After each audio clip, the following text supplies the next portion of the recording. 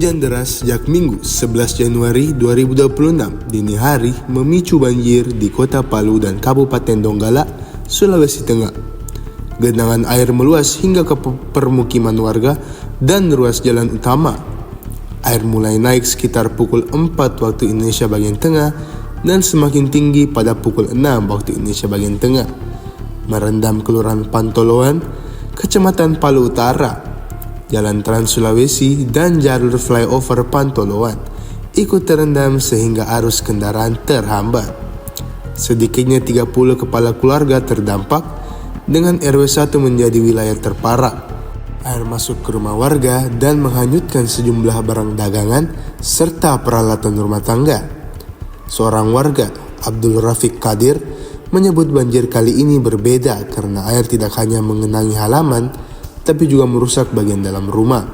Sebelumnya, banjir hanya setinggi mata kaki. Pelaksanaan harian Lurah Pantoloan, Fahrudin menyatakan banjir kali ini merupakan yang terparah dalam 20 tahun terakhir. Ia memastikan tidak ada korban jiwa meski warga mengalami kerugian materi.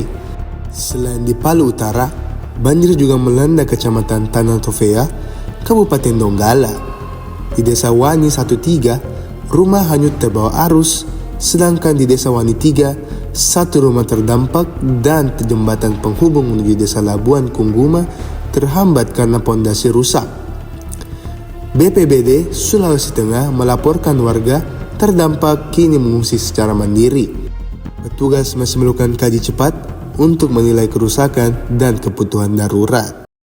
Download Tribun X sekarang, menghadirkan lokal menjadi Indonesia.